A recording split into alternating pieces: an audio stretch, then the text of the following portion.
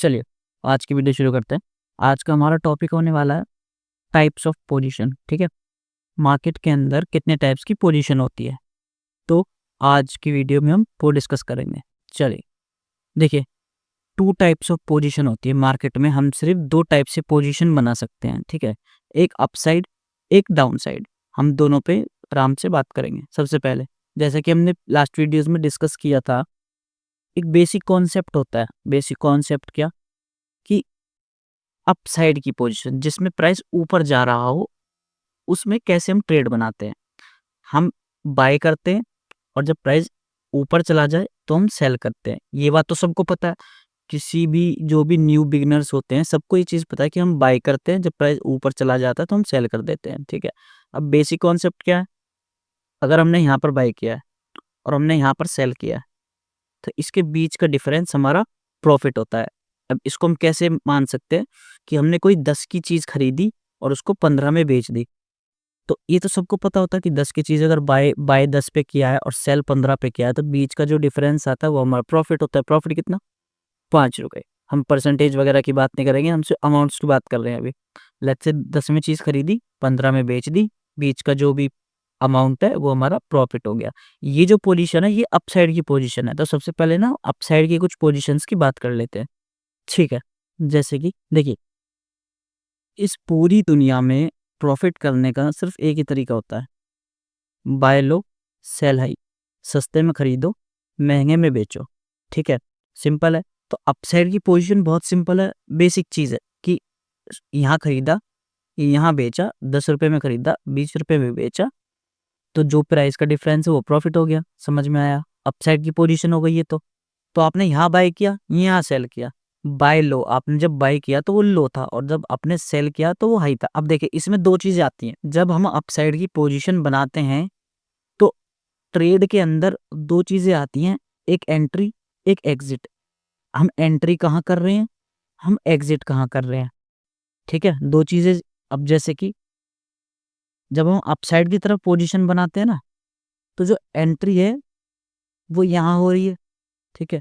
अब एंट्री में हम ऑर्डर्स क्या दे रहे हैं? हम यहाँ पर क्या कर रहे हैं एंट्री के लिए? हम एंट्री के लिए स्टॉक्स को बाय कर रहे हैं, ठीक है? तो एंट्री जब हम कर रहे हैं अपसाइड की पोजीशन के लिए, तो हम एंट्री करते टाइम बाय कर रहे हैं और जब हमें इस ट्रेड से निकलना होगा, तो हम क्या करेंगे? हम यहाँ पर सेल करेंगे। जब हम एग्ज़िट करेंगे इस ट्रेड से तो हम क्या करेंगे? हम सेल करेंगे, ठीक है? तो 2 चीज़ें, यहाँ पर हमने बाय किया, यहाँ पर हमने सेल किया। अब इसके बीच में एक और कॉन्सेप्ट आता है। ये तो हम सिर्फ प्रॉफिट की बात कर रहे हैं कि जब यहाँ पर एंटर किया, यहाँ लॉस किया, एग्ज़िट किया और ये हमारा प्रॉफिट की बात कर रहे हैं। अब दूसरी एक और चीज़ आती है, स्टॉप लॉस। आपने बहुत सुना होगा मेरा स्टॉप लॉस लग गया। आपने मेरी वीडियोज़ में भी सुना होगा कि हम ट्रेड में एंटर करते हैं, या तो टारगेट के लिए बैठते हैं या स्टॉप लॉस के लिए बैठते हैं, ठीक है? तो बेसिकली स्टॉप लॉस क्या होता है? इस वर्ड के अंदर इसका मीनिंग है स्टॉप लॉस। अब लॉस कब होता है? लॉस होता है एंट्री करने के बाद, जब आप यहाँ पर बाय करते हैं इस पोज़ीशन पे, इस प्राइस पे। तो अगर प्राइस इसके ऊपर जा रहा है तो प्रॉफिट है, इसके ऊपर जितना भी जाए तो प्रॉफिट है। लेकिन अगर इसके नीचे चला जाए, आपके अगेंस्ट में चला जाए, तो नीचे जितना भी जाएगा उतना लॉस होगा। लेकिन लॉस को स्टॉप कहाँ करना है, तो उसके लिए वर्ड है स्टॉप लॉस। इसीलिए हम हर ट्रेड में स्टॉप लॉस लगाते हैं। जैसे यहाँ बाय किया और आपको पता है कि जब मार्केट मेरे अगेंस्ट में चला जाएगा ना, आपका व्यू है कि यहाँ से प्राइस अप जाएगा, लेकिन हो सकता है वो नीचे चला जाए। तो नीचे चला जाए कहाँ तक? आप लेट्स से आपने मान लिया था यहाँ तक।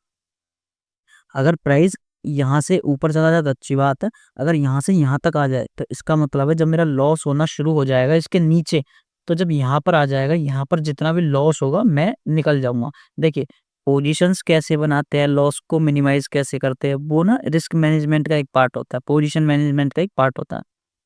हम अभी उसके बाद में हम बेसिक कॉन्सेप्ट पे, हम लेट्स से एक शेयर की बात कर रहे हैं।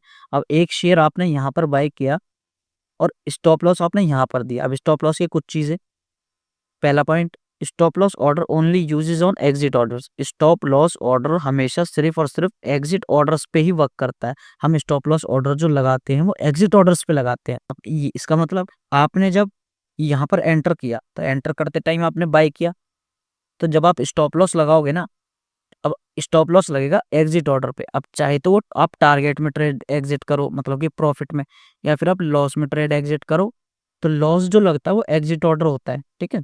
एग्जिट ऑर्डर पे लगता है स्टॉप लॉस। तो हम दोनों ही केस में ट्रेड से एग्जिट कर रहे हैं। अगर हमने यहाँ पर ट्रेड प्लान करी है और हम यहाँ पर बुक कर रहे हैं या ट्रेड से निकल रहे हैं, तो ये भी एग्जिट हुआ।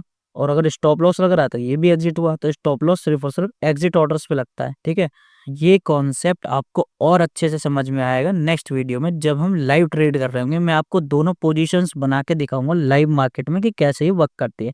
अभी बेसिक कॉन्सेप्ट्स पे बात करते हैं, ठीक है। अब दूसरा, know your stop loss before entering the trade. आपको ना हमेशा जब भी आप अगर यहाँ एंटर कर रहे हो, आपको ये पता हो ना हो कि आपको यहाँ निकलना है, यहाँ निकलना है, यहाँ निकलना है प्रॉफिट में, ये बेशक पता हो या ना पता हो, लेकिन आपको ये जरूर पता होना चाहिए कि अगर ये ट्रेड लॉस देने लगा तो मुझे यहाँ निकलना है। ये आपको पहले ही पता होना चाहिए before entering the trade. Trade के अंदर एंटर करने के बाद प्रॉफिट में आप कहाँ निकलोगे, ये तो एक सेकेंडरी चीज है कि आपकी तरफ मार्केट जाएगा, लेकिन अगेंस्ट में अगर जाने लगा तो अगेंस्ट में कहाँ तक आपको रुकना है और कहाँ पर आपको उस ट्रेड से एग्जिट कर देना, वो आपको पहले ही पता होना चाहिए।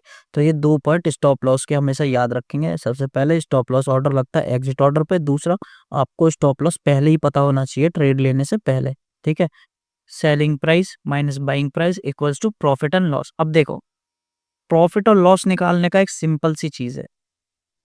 जिस प्राइस में आपने किसी भी चीज को सेल किया है, जैसे कि लेट्स से मान लेते हैं आपके पास एक फोन है, ठीक है।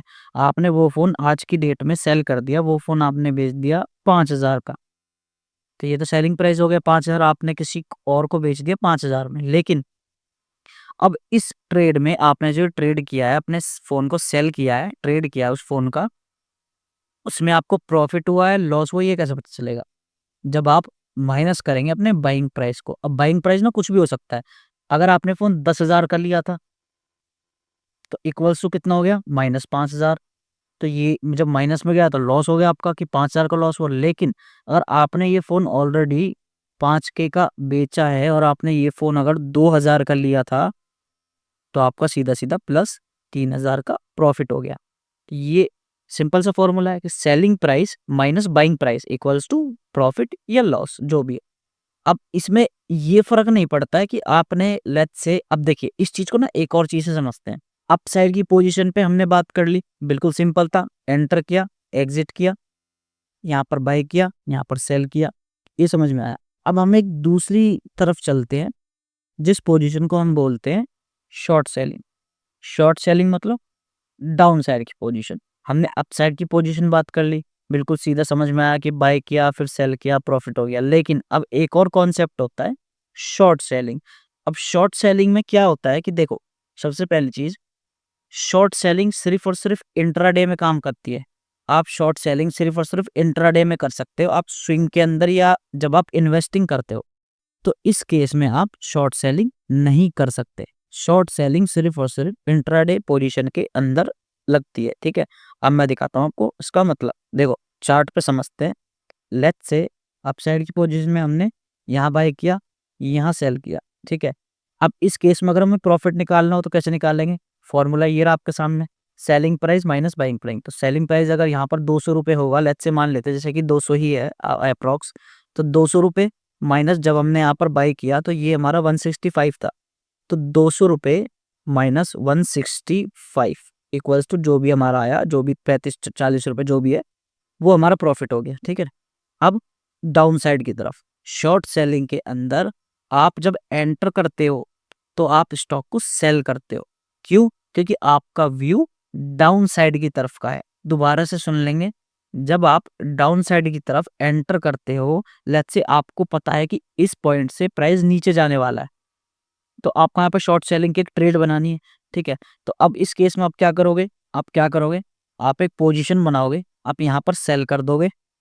और अब सेल करते टाइम आपने ये जो एंटर किया है इस ट्रेड के अंदर नीचे की तरफ, तो आपने यहाँ पर लेट्स से मान लेते हैं एक शेयर को सेल कर दिया, ठीक है। अब ये जो प्राइस है ये अराउंड 260 के करीब है, 260 का अमाउंट है। आपने 260 पे एक शेयर को ना बेच दिया किसी को। अब सवाल आता है कि आप बेच कैसे सकते हो जब आपके पास कोई चीज है नहीं। इस केस में तो आपने पहले बाय किया था, आपने खरीदी थी चीज, फिर सेल कर दी। लेकिन अब हम दूसरी तरफ चलते हैं। अब शॉर्ट सेलिंग में क्या है कि आपने यहाँ पर शेयर को सेल किया, उसके बाद आप बैठ गए। अब देखो इसमें सेम चीज आती है, यहाँ पर आपने सेल किया, ठीक है, ऑर्डर्स को ध्यान से देखेंगे। आपने यहाँ पे सेल किया, अब आपका स्टॉप लॉस कहाँ लगेगा? स्टॉप लॉस लगेगा एग्जिट आउट। जब आप लगाओगे तो आप शेयर को क्या करोगे? एग्जिट करने के लिए इस शेयर को क्या करना पड़ेगा? बाय करना पड़ेगा, क्योंकि आपने यहाँ सेल कर दिया। और अब बाय आप 2 चीज़ों पे कर सकते हो, या तो टारगेट पे या फिर स्टॉप लॉस पे। अब ये नीचे टारगेट क्यों है? देखो, जब आप यहाँ पर बाय करोगे ना, फ़र्क नहीं पड़ता आपने पहले सेल किया था या बाय किया था। बेसिकली आपने नीचे बाय किया है, ऊपर सेल किया। अगर इस फ़ॉर्मूले को लगाएँगे हम, selling price minus buying price, तो जो भी इसके बीच का डिफरेंस होगा वो हमारा प्रॉफिट में आ जाएगा। अब एक और चीज़, लेट्स से ये एक पॉइंट है, यहाँ पर आपने बाय किया है, ठीक है? अब अगर आप इस पोजीशन के ऊपर कहीं भी बेचते हो तो वो आपका प्रॉफिट है, और इस बाइंग प्राइस के नीचे कहीं भी बेचते हो तो वो आपका लॉस है। सिंपल सी बात है, ठीक है? तो सेम ही इसमें आता है कि अगर आपने यहाँ पर सेल कर दिया है, आपने यहाँ पर सेल कर दिया है, तो इसके नीचे आप कहीं पर भी बाय कर लो, आप प्रॉफिट में रहोगे। अगर ये उसके ऊपर जाने लगता है तो आप लॉस दिखाने लगेगा आपके पोर्टफोलियो में, आपके पोजीशन साइज में, ठीक है? चलो, लेकिन अब दोबारा से स्टॉप लॉस पे आते हैं। इस केस में अगर आपने यहाँ सेल किया है ना, एंट्री करते टाइम सेल किया है, तो अब जो स्टॉप लॉस लगेगा वो बाय ऑर्डर पे लगेगा। मैं दोबारा से बताता हूँ, नेक्स्ट वीडियो आप देखिए, उसमें जब आप मैं लाइव ऑर्डर प्लेस करके दिखाऊंगा तो आपको ये कॉन्सेप्ट और अच्छे से समझ में आ जाएगा। आपको position sizing plus stop loss भी लगा के दिखाऊंगा, ठीक है? चलो, दूसरा, हम कॉन्सेप्ट को समझते हैं अभी सिर्फ, ठीक है? कौन शॉर्ट सेलिंग का कॉन्सेप्ट क्या होता है? शॉर्ट सेलिंग में हम नीचे की तरफ भी पोजीशन बना सकते हैं, जिसमें हम एंटर करने के लिए सेल करते हैं और एग्जिट करने के लिए बाय करते हैं। फर्क नहीं पड़ता कि बाय हमने प्रॉफिट में किया है या लॉस में किया है, लेकिन एग्जिट करने के लिए हमें बाय करना पड़ता है शेयर को, ठीक है? अब हमने डिस्कस किया 2 टाइप्स ऑफ पोजीशन, 2 टाइप्स की पोजीशन होती है, एक अपसाइड, एक डाउनसाइड। अपसाइड के लिए हमने बात की, डाउनसाइड के लिए हमने बात की, फिर हमने स्टॉप लॉस की बात की। स्टॉप लॉस क्या होता है? जहाँ पर आपको दिखे कि अगर आपने यहाँ सेल किया और आपको पता है कि इसके ऊपर जाते ही मेरा लॉस होना शुरू हो जाएगा, तो ऊपर कितना चला जाए, आप कितना बियर कर सकते हो कि मुझे आपको लगता है कि अब यहाँ से तो पलट ही नहीं सकता, अब तो मेरे अगेंस्ट में चला गया। तो यहाँ पर वो जो पॉइंट होता है ना, वो आपको स्टॉप लॉस होता है कि आप यहाँ पर इस ट्रेड से निकल जाओगे, ठीक है? जैसे कि मैंने रिस्क रिवॉर्ड में भी बात की थी, रिस्क रिवॉर्ड वाली वीडियो में, कि आप एंटर करते हो, आप टारगेट के लिए बैठते हो, स्टॉप लॉस के लिए बैठते हो सकता है बहुत बार स्टॉप लॉस लगे, बहुत बार टारगेट लगे, तो जितनी बार टारगेट लगा, जितना भी आपका रिस्क रिवॉर्ड है, उस हिसाब से आपको प्रॉफिट होता है। इंट्राडे के अंदर एक ट्रेडर 2 टाइप से पैसा कमा सकता है, एक अपसाइड, एक डाउनसाइड। मेन चीज ये है कि डायरेक्शन में जाना चाहिए। अगर आपका व्यू डाउन साइड है तो आप डाउन साइड की भी ट्रेड बना सकते हो, व्यू अप साइड है तो आप अप साइड की भी ट्रेड बना सकते हैं, ठीक है? अब एक और चीज कि शॉर्ट सेलिंग करते टाइम ना कुछ पॉइंट्स है जो आपको ध्यान में होने चाहिए, जो आपको पता होने चाहिए। वो पॉइंट्स क्या है, अभी डिस्कस करते हैं। अब ये शॉर्ट सेलिंग के कुछ पॉइंट्स है, ठीक है? इनको हम ध्यान से देखते हैं। First, short selling available in intraday position. जैसे कि हमने बात की कि शॉर्ट सेलिंग का ये जो कॉन्सेप्ट है ना, ये सिर्फ इंट्राडे पोजीशंस के अंदर आता है। इंट्राडे मतलब 9:15 से लेके जब मार्केट खुलता है 9:30 एक दिन का सेशन। अब देखिए, एंड में क्या कैलकुलेट होता है, उन्हें फ़र्क नहीं पड़ता है किसी को भी कि आपने पहले सेल किया या पहले बाय किया। मेन चीज़ क्या है, एट द एंड 3:30 के बाद जब आपका ऑर्डर्स चेक होगा तो वो सिर्फ़ ये देखते हैं कि आपने इस स्टॉक का एक स्टॉक, ये जितने भी स्टॉक्स आप लेना चाहें, एक स्टॉक बाय किस प्राइस पे किया है और एक स्टॉक सेम स्टॉक सेल किस प्राइस पे किया है। उस बेसिस पे आपका प्रॉफिट या लॉस कैलकुलेट होता है। अब लेट्स से मान लेते हैं आपने यहाँ सेल कर दिया, लेकिन आप किसी कारण से भूल जाते हो, इस पोजीशन को क्लोज करना आप भूल जाते हो। पहली गलती तो ये आपकी गलती हुई, पर फिर भी चलो मान लेते हैं। तो उस केस में क्या होता है, उस केस में ब्रोकर ऑटोमेटिक आपकी पोजीशन काट देता है, ठीक है? जिस भी प्राइस पे वो काटना चाहे, जैसे भी जो भी है, 3:15 3:30 से पहले पोजीशन आपकी काट देता है। जो भी उसके चार्जेस लगते हैं वो लग जाते हैं। You have to close position on same day. अब सेम डे में ही ब्रोकर ने पोजीशन क्लोज कर दी, लेकिन अब कुछ केसेस में क्या होता है कि जब आप इलिक्विड स्टॉक्स में, जैसे इलिक्विड मतलब कि उन स्टॉक्स में, पेनी स्टॉक्स जिन्हें हम बोलते हैं, 1 रुपए 2 रुपए वाले, जिनके अंदर लिक्विडिटी नहीं होती है। देखिए, ये जो बाइंग एंड सेलिंग है ये कर तो लोग ही रहे हैं, तो उस स्टॉक जिस तरफ लोग सेल करने के लिए हैं लेकिन कोई खरीदने के लिए नहीं होगा, तो आप बेचोगे किसको? मशीन्स को थोड़ी ना बेच दोगे। कोई सामने भी तो होना चाहिए ना खरीदने के लिए। अगर आप यहाँ पर सेल कर रहे हैं तो दूसरी तरफ कोई बाय भी तो करने वाला होना चाहिए ना। तो इस केस में क्या होता है, जो इलिक्विड स्टॉक्स में हम ट्रेड करते हैं और उसमें अगर हम शॉर्ट सेलिंग दे देते हैं, शॉर्ट सेलिंग की पोजीशन बना लेते हैं। लेट्स से मान लेते हैं आपने यहाँ पर पोजीशन बनाई शॉर्ट सेलिंग, ठीक है? किसी भी स्टॉक में, मैं नाम नहीं ले रहा हूँ, किसी भी स्टॉक में। अब उसमें सर्किट लग जाता है। अब एक वर्ड आता है सर्किट, ठीक है? अब उसमें लेट्स से मान लेते हैं अगर सर्किट लग जाता है। अभी सर्किट क्या होता है? सर्किट ये होता है कि एक रूल रेगुलेशंस होते हैं कि ये पर्टिकुलर स्टॉक एक दिन के अंदर ना तो इतने परसेंट से ज़्यादा बढ़ सकता है, ना ही इतने परसेंट से ज़्यादा गिर सकता है। वो स्टॉक को बचाने के लिए मैनिपुलेट ना कर दे लोग, उसलिए।